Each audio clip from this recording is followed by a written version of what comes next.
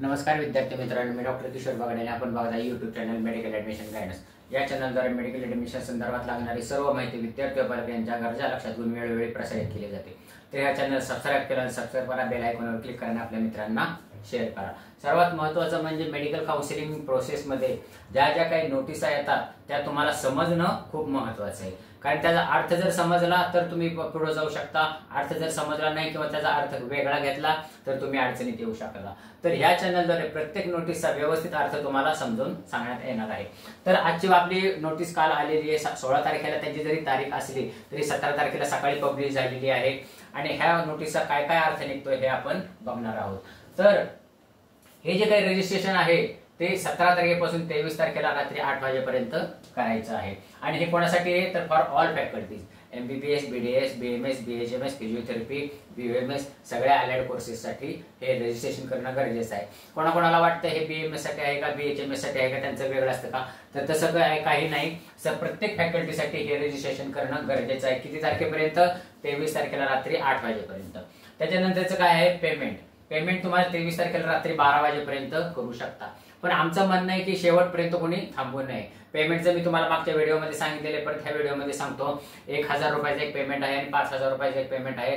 ज्यांना 85% state कोट्यामध्ये admission घ्यायचं आहे फक्त त्यांनी 85%चं रजिस्ट्रेशन करा आणि ज्यांना मॅनेजमेंट कोट्याचं ऍडमिशन घ्यायचं आहे त्यांनी 1000चं पण करायचं आणि 5000चं पण करायचं, म्हणजे ते इन्स्टिट्यूशन कोटा, म्हणजे त्यांना 6000 पाठवावे लागतील। तर पेमेंट झालं आणि त्याच्यामध्ये नंतर डॉक्युमेंट अपलोडिंग करायचंय। डॉक्युमेंट अपलोडिंग कसं करायचं आपण दोन पुढे बघूच आहे, ते पण 23 तारखेला रात्री 12 वाजेपर्यंत करायचं आहे।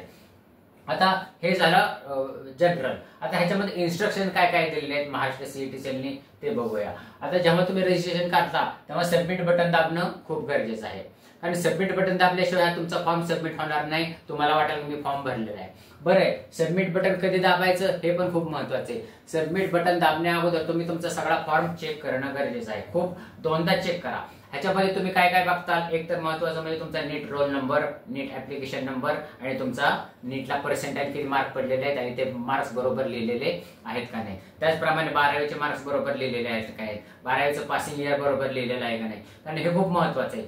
परत 10वी कुठून झाली आणि कुठल्या राज्यातून झाली हे पण बघणं गरजेचं आहे। त्याच्यानंतर तुम्ही कास्ट म्हणजे कॅटेगरी तुम्ही तुमची व्यवस्थित निवडलेली आहे का नाही हे बघणं खूप गरजेचं आहे। कारण त्यांनी स्पष्टपणे लिहिलेलं आहे की एकदा तुम्ही सबमिट बटन दाबल्यानंतर कॅनॉट बी एडिटेड, तो फॉर्म परत एडिट होणार नाही आणि हाच डाटा पुढे पुढे पुढे पुढे जाईल आणि मग तुम्ही तुमच्या ऍडमिशन प्रोसेसमध्ये अडचणीत याल। जर समजा काही प्रॉब्लेम आला तर त्याला सोल्युशन्स असतं, मी त्यानंतर सांगेन। तुम्हाला मुंबई CET सेलला जाऊन ऍप्लिकेशन द्यावं लागतं, पण तशा कशाच्या भानगडीत पडू नका। फॉर्म सबमिट करतानाच व्यवस्थित चेक करा, दोनदा तीनदा अलग लक्षात, म्हणजे सबमिट बटन दाबायचं आणि सबमिट बटन दाबल्यानंतर हा फॉर्म एडिट होणार नाही हे व्यवस्थित लक्षात घ्या। त्याच्यानंतर पेमेंट ऑफ फी सक्सेसफुल झाल्याशिवाय तुमचा फॉर्म सबमिट होणार नाही, हे स्पष्टपणे तुमचं पेमेंट व्यवस्थित गेलंय का नाही हे व्यवस्थित बघा। आता अपलोड डॉक्युमेंट बद्दल CET सेलने काय सांगितलेलं आहे की तुमचे जे काही डॉक्युमेंट आहेत ते कलर स्कॅनड कॉपी पाहिजे। महाराष्ट्र CET सेल काय म्हणताय, तुम्ही जे काही अपलोड डॉक्युमेंट आहे ते कलर्ड स्कॅन कॉपीज पाहिजेत, फोटो कॉपी चालणार नाही। कोण कोण फोटो कॉपी अपलोड करतं, ह्या चुकून होणाऱ्या गोष्टी असतात, त्याच्यामुळे तुम्हाला पुढे अडचण येते। तुम्ही कलर स्कॅन कॉपी अपलोड करायची आणि किंवा फोटो कॉपी अपलोड करायची नाही। बरं, त्याचा हे किती पाहिजे, त्याचा आकार किती पाहिजे तर लेस दॅन 300 KB। लेस दॅन प्रत्येक फोटोकॉपीचा आकार हा लेस दॅन 300 KB पाहिजे आणि तो कशामध्ये पाहिजे, PDF फॉर्मॅटमध्ये पाहिजे। हे सगळं जर व्यवस्थित असेल तरच तुमचा फॉर्म सबमिट होऊ शकतो। तर आमचं म्हणणं काय आहे, तुम्ही घरून फॉर्म भरण्याच्या फंदात पडू नये। तुम्ही एखाद्या एक्सपर्ट कॉम्प्युटर कॅफेमध्ये जावा किंवा तुमचे जे काही काउन्सिलरचे ते हे असतील त्यांच्या ज्यांना अनुभवी माणसं आहेत त्यांच्याकडून फॉर्म भरणं गरजेचं आहे। अजून एक महत्त्वाची गोष्ट म्हणजे डॉक्युमेंट अपलोड जे करायचे आहेत ते नीट मागच्या पण व्हिडिओमध्ये मी तुम्हाला सांगितलेले, डॉक्युमेंट जे अपलोड करायचे आहेत तेच तुम्हाला ऍडमिशनच्या वेळेस दाखवायचे आहेत। कारण एक डॉक्युमेंट अपलोड केलं आणि तुम्ही तिसरंच नेलं तर तिथं प्रॉब्लेम येऊ शकतो, तुमचं ते ऍडमिशन कॅन्सल होऊ शकतं। आता ह्याच्याबद्दल मी तुम्हाला 2 मिनिटांमध्ये सांगतो। कारण अपलोडेड डॉक्युमेंट्स मध्ये कसं असतं, EWS सर्टिफिकेट सेंट्रलचं पण असतं आणि स्टेटचं पण असतं। तुम्ही अपलोड करताना चुकून सेंट्रलचं करता आणि मग तुमच्या ऍडमिशनच्या वेळेस प्रॉब्लेम येतो, नीट लक्षात घ्या। अपलोड डॉक्युमेंट करताना तुम्ही EWS सर्टिफिकेट सेंट्रलचं करू नका, स्टेटचं करा.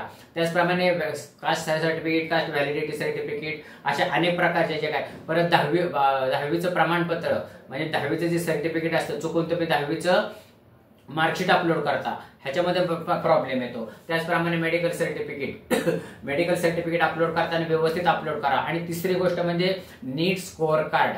मी प्रत्येक वेळेस सांगतो की नीट स्कोअर कार्डचं ह्यावेळी काय झालेलं आहे, तुमच्या 3 नीट स्कोअर कार्ड आलेले आहेत. म्हणजे एकदा 4 जूनला आलेलं आहे, नंतर 30 जूनला आलेलं आहे आणि त्याच्यानंतर जुलै महिन्यामध्ये एकदा आलेलं आहे, की जे शेवटचं होतं. तर मागच्या पण व्हिडिओमध्ये मी सांगितलेले आहे की पाठीमागचे 2 नीट स्कोअर कार्ड आता बाजूला ठेवा. तुम्ही मार्क म्हणजे नीट स्कोअर कार्ड अपलोड करताना सगळ्यात डिसेंट म्हणजे सगळ्यात तिसऱ्या वेळेस जे आलेलं आहे रिवाइज्ड नीट स्कोअर कार्ड अपलोड करा. नाहीतर तुम्ही तुमच्या प्रॉब्लेममध्ये येऊ शकताल, तुम्ही तुमच्या मेरिट लिस्टमध्ये खूप खाली जाल किंवा तुमचा फॉर्म रिजेक्ट होईल. हे खूप महत्वाचं आहे. आणि जे डॉक्युमेंट तुम्ही अपलोड करताय तेच डॉक्युमेंट तुम्हाला ऍडमिशनच्या वेळेस म्हणजे जेव्हा तुम्ही ऍडमिशनला कॉलेजला जावं लागेल तिथे ते दाखवावे लागतील.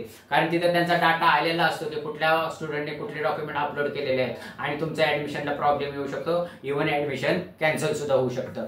म्हणजे ही प्रोसेस खूप महत्वाची आहे आणि हे नोटीस नंबर 1 मध्ये दिलेलं आहे. तर मला वाटते की महाराष्ट्र काउन्सिलिंगची जी नोटीस नंबर 1 आहे ह्याचा अर्थ तुम्हाला सगळा समजला असेल. समजला नसेल तर तुम्ही पुन्हा एकदा हा व्हिडिओ बघा, म्हणजे तुमच्या लक्षात येईल. त्याचप्रमाणे हा व्हिडिओ आवडला असेल तर आपल्या मित्रांना शेअर करा आणि हा चॅनल तुम्हाला मेडिकल ऍडमिशन संपेपर्यंत तुमच्या बरोबर राहणार आहे. ह्याला सबस्क्राईब करा, बेल आयकॉनवर क्लिक करा आणि आपल्या मित्रांना शेअर करा. एवढं बोलून आजचा विषय थांबवतो. जय हिंद, जय महाराष्ट्र.